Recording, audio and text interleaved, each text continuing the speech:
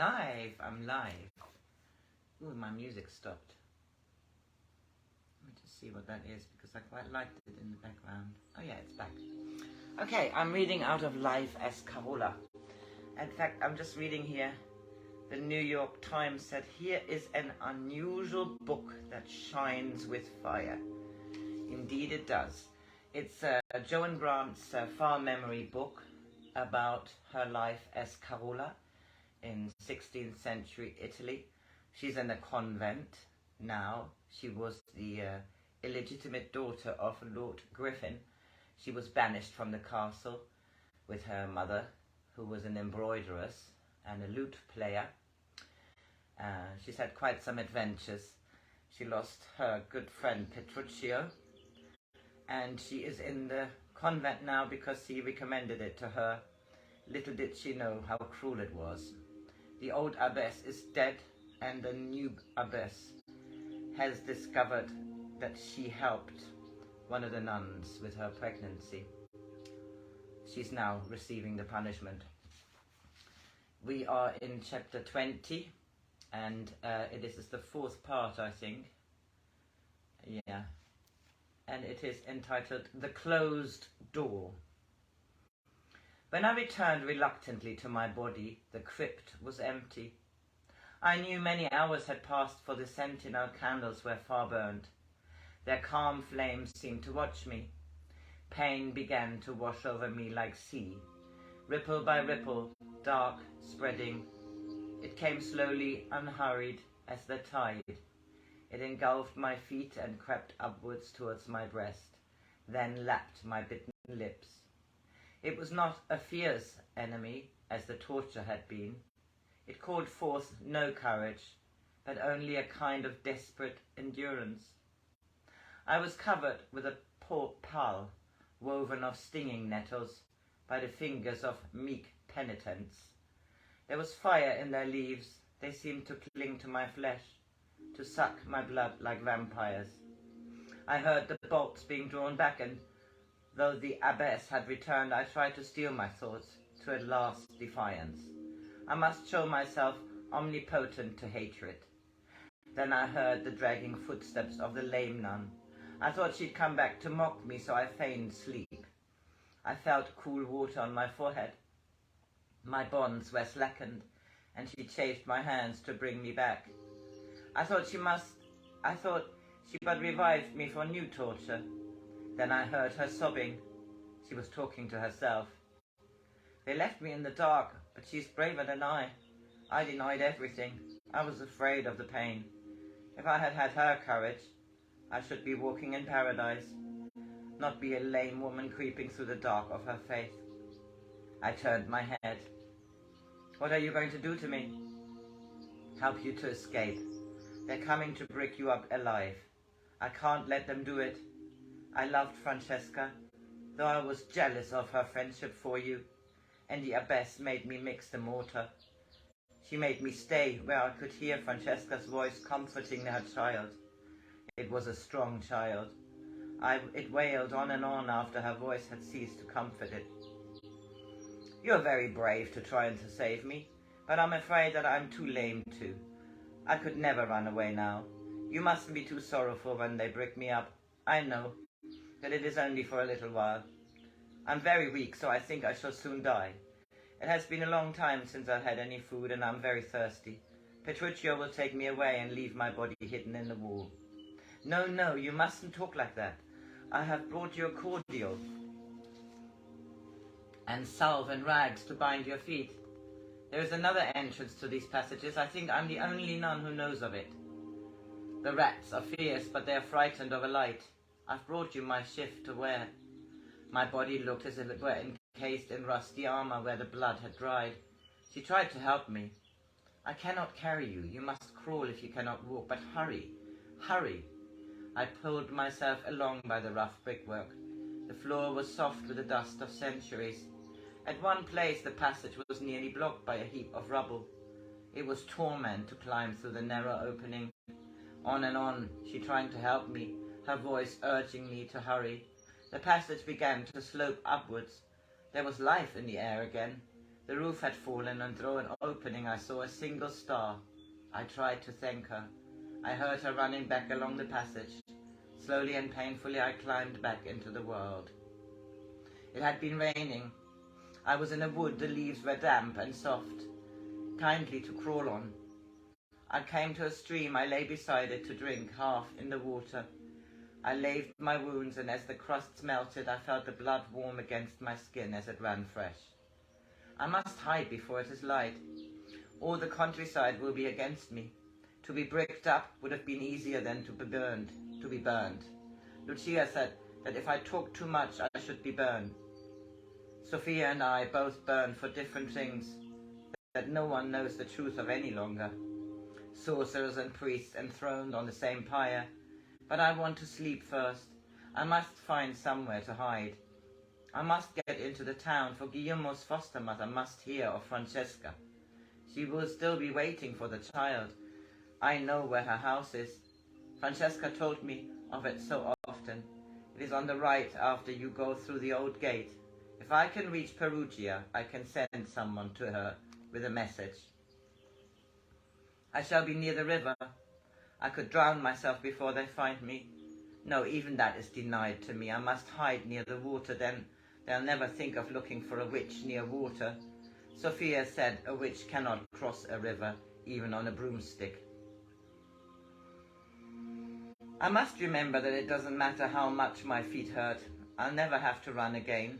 I used to walk with Lucia and Petruccio. It used to matter if I got a blister on my foot. I hope I die before the bandages come off my feet. I don't want to see them. It's getting very dark. I can't see the stars anymore. There's a wall. I'm going to die by a wall. Someone else died by a wall. Yes, it was my mother. Death is kind. My feet are very far away. I think they belong to somebody I used to be. Carola. I'll soon forget her. There's a door in the wall, but it's closed. I thought they opened doors when you died. Petruccio, open the door to me, Petruccio. Can't you hear me?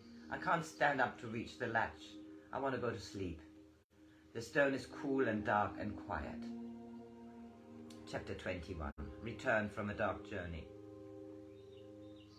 I must be dead, for pain has set me free. There's no pain in me.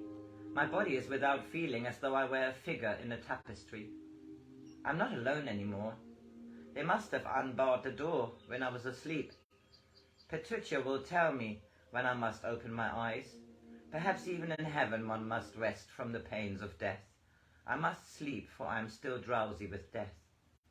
I can see a cloud sailing the azure reaches of the sky. Perhaps it is a ship bringing to harbour souls, weary with earth. It is very quiet among the clouds.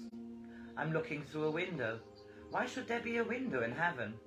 Perhaps Petruccio thought that at first I should feel strange, and has made me a room, a beautiful room, so that I should not feel naked in my soul.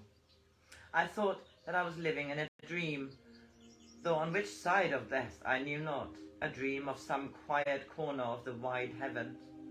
Then I realized that I was lying on a bed, a great dark bed, the foot of it carved with shells, nymphs and tritons blowing horns. My hands were long and pale on the green coverlet, still as the marble hands of a woman on a tomb. Why had I been afraid that my hands were going to be destroyed, that soon they would no longer obey me?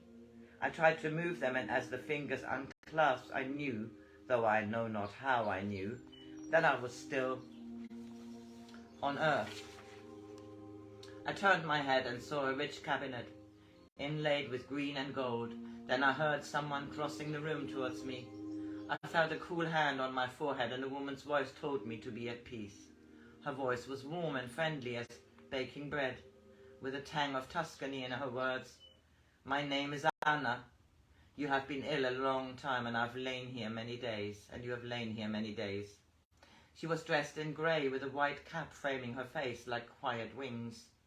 I moved my hand and found that my body was damaged, that my body was bandaged with fine cambric under the bedgown. Then I remembered the convent, and with memory came pain. I was too tired to be brave any more. I felt slow, heavy tears sliding from under my closed eyelids, and the voice of Anna comforted me, as if I were a child. She pillowed my head on her arm and fed me with spoonfuls of broth that steamed in a silver bowl. I whispered to her, "You know I am an escaped heretic? It is dangerous to take me into your house. You should not try to protect me. I thought I had already died. My master found you on his doorstep. He is great-hearted, and you will be safe in his house. He carried you up here himself and helped me bind your wounds, for we dared not summon a physician lest he should be suspicious. Why should your master do this thing for me? He says you belong here. It is not for me to question my master's orders." Then her voice grew even more tender. "Yet would I have questioned them if he had turned you away? No one can hurt you any more, my pretty, for Anna is here to look after you. Now drink this milk. Try just a spoonful, just one more, for Anna's sake." I tried to smile. It seems I have become 2 years old again. Another spoonful. There was there was a strange pungent taste in the milk, a taste of sleep, a sleep so dark that pain soon lost me in its depth. When next I woke into this earthly harbourage of contentment, I saw an old man sitting beside me.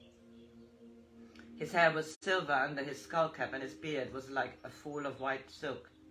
His skin was vellum smooth, and his dark eyes brilliant beneath the strong brow. I watched him through my lashes. He wore a long gown of black velvet with a girdle of pierced gold work, elaborately wrought. The sleeves were lined with the smooth fur of some little animal, tawny in colour, and his hands were finely shaped, with a great intaglio on the little finger. It seemed familiar that he should be sitting there beside me when I returned from some dark journey. I spoke a name which was unfamiliar to my tongue. I think Thoth was the name I called him by, but I am not sure, for I cannot recapture the memory of it when he bore this name.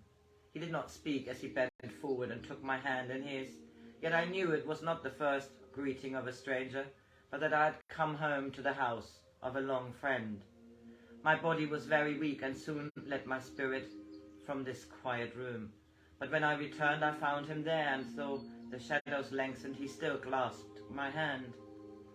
I can remember little of what happened during the next 3 days.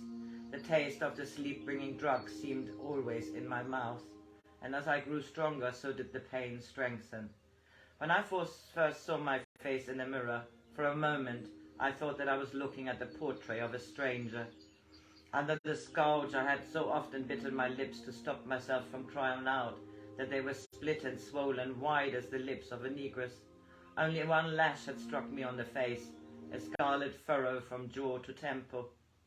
When Anna unwrapped the bandages to bathe my wounds, I saw that my body was barred with broken welts, lined in with the pitiless position of the shadow of bars on the floor of a condemned cell. Even thieves are beaten on the back, and I think only women could have whipped another woman on the breasts. Sometimes it seems that I could still hear the voice of the abbess. "Recant, confess that the devil has prompted you to attempt to seduce us to his works. Confess, or we shall know that it is not Carola that wears this body, but Satan himself. Only he could conceal this pain, for it would make any mortal woman give up the ghost." I would forget that now I was safe, that the pain I suffered was of healing and not destruction, and I would hear my voice screaming, although it was far away, as if it were the voice of a stranger. "I have not lied. You can kill me, but I will not deny truth. Master, give me strength not to deny your name." And the white wall of my room became the wall of the crypt, and I could see those women with their pitiless faces, their hands hidden in their sleeves, their eyes self-righteous, yet furtive, the eyes of the eternal torturers who have destroyed all who tried to bring them heavenly news, even as they bestowed their Christ. They wear his tortured body on a crucifix, They think he died to save them from their sins, and I do not know they killed him for his wisdom. And they do not know they killed him for his wisdom. It is his dead body they worship, the body from which the Spirit of Christ has departed, even as his memory has departed from their faith. Master, make me strong in my knowledge, for the light of my spirit is being drowned in pain. And the voice of the abbess falling like icy water on my forehead, drop after drop, recant, recant, recant. The blisters made by the branding iron had burst, and the memory of his cruel heat was so fierce that I wondered how my spirit had been able to conquer, even for a little while, the screams for pity sent out by my flesh. When Anna put salve on my feet, I was frightened to look at them, for fear that I should see one leg drawn up and withered, and know I was going to be lame. I was afraid she would not have the courage to tell me the truth, and so I said to her, how high a block shall I have to wear to help my lameness? And when she told me that my wounds were healing and that my legs were not shrunken, I think I cried, for I was still weak, and I was very glad. I wished Petruchio could have been here with me, for he would have been so happy in this quietness. Carlos would have been our patron, and I knew he was not a man who needed a jester to make him laugh. He would have seen the real Petruchio, not the dwarf. I'm not sure whether I talked about the sort of life Petruchio and I had imagined for ourselves, but I know that when bitter memories were very near and I heard the screams, I was not strong enough to hold it back. Carlos would sit and talk to me very gently and quietly, as though he were reading a living poem out of an old book. Under this window is a garden which has long waited for you, but these white walls are high to shelter you, not to keep you prisoner. Now winds are sharp and cold fields desolate. The peaches and sweet almonds sheathe their buds, and hyacinths hide like connies in the ground. Yet soon will narcissus put forth their leafy spears to joust with winter, and we shall hear the spring. Then we shall walk together in the sun, where grow gardenias and calendulas, poppies and bergamot, and drifts of phlox. You shall wear dresses soft in changing silk, and bind your flowing hair, with wreaths of damask roses and white violets. And through his words another vision grew, of a quiet garden in this alien world, where I could forget unhappiness and pain, and endless questing, and at last find peace. Next chapter. Hippogriff. Every day Anna used to rub my legs with warm olive oil to bring back their strength, but the burns on my feet were slow to healing, and at first the skin that grew over the raw flesh was too fragile to bear my weight, or even the touch of a slipper of the softest Venetian leather. When I was stronger, she used to carry me into the next room, where a bed of cushions had been made for me on the wide windowsill. As I lay there, I used to think of the time when I should be well again, the time when I should be married to Carlos. Every day he spent many hours with me, but though I often talked to him of what I had seen in dreams and visions, there was never fear in his eyes. After I had been in his house nearly 3 months, he said to me, "Carola, it would be easy for my heart to speak to you if my body was not mindful of its 70 years. I smiled. We have been talking of the past, talking of centuries as though they were ours. How can you build a barrier between us with 50 little years? Yet I saw he was still troubled. Then he said, "You are so young, so very beautiful. Could you forsake the heritage of youth and marry me? I have so little to offer, only my name, my deep devotion, and the temporal protection this would give you. Dear Carlos, why should you so greatly honor me? Have you forgotten who I am? A bastard heretic, a daughter of the Griffin. Could a priest's tie change the quality of your blood? A visionary. Can priestly ignorance make heretics of saints? Again I ask you very humbly to be my wife." and I, in gratitude and love, accept. In the spring warmth, the windows were opened wide, and I could feel health growing in my body as a plant thrusts up through the dark earth. I had bedgowns with long sleeves embroidered at the neck and wrists with flowers in formal pattern. One was of green with stitchery of rose colour, another heliotrope with sage green sleeves, another yellow with ivory buttons carved like the buds of an orange tree. My mother had shown me how to do simple embroidery, but my fingers had forgotten how to place the stitches smoothly as the scales of a fish, until Carlos brought me a design for an embroidery in silk. It was of a woman sitting under a hawthorn tree. The ground beneath her feet was brilliant with knots of flowers, and to her left there was a castle, far and mysterious on a distant hill, with a narrow road leading up to it. There was a white deer with her fawn, and in the sky 2 single cherubim. The picture was enclosed in an elaborate border of flowers and fruits with ribbons interlaced. There was a tapestry on the wall of the sola. It was of a forest, and in the shadow of the trees were magic animals, unicorn and zebra and hippogriff. There were 2 of these, one with his wings folded, when forgetful of his ego's power, he cropped the rich pasture in equine content. The other, with slow beat of mighty wings, had risen from the shadow of the trees into the light. It seemed that he grew impatient of the tapestry's confines, and he would fly beyond them, out across the Apennines to some far ocean where he had been born. I used to lie and watch him and weave fancies in which we shared together perilous adventures. With folded wings he would carry me across the landscape. I could see from my window, and we would gallop, swift as the wind, which silvers the grass in its passing. Perhaps we should have enemies we must escape.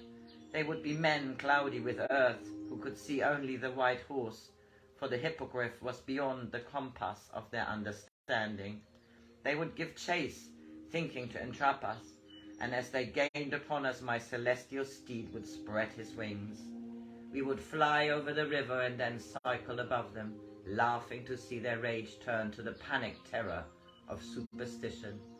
We would soar upwards until we were above the clouds, seeing them as an ocean of snowy hilltops far beneath us.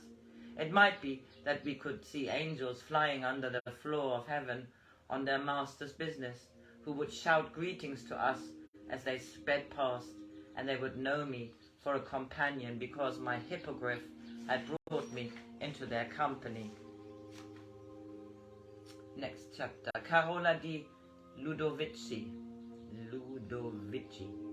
The sunset had faded from the sky when Anna came to tell me it was time to put on my bridal dress. On the bed were clothes such as I had never seen. The chemise was fine as river mist, and the petticoat of fine satin was quilted in a diamond pattern. The overdress was black velvet, heavy and lustrous, its sleeves lined with young green to match the slippers, which were embroidered with silver leaves and little garnered fruit. Anna braided my hair with pearls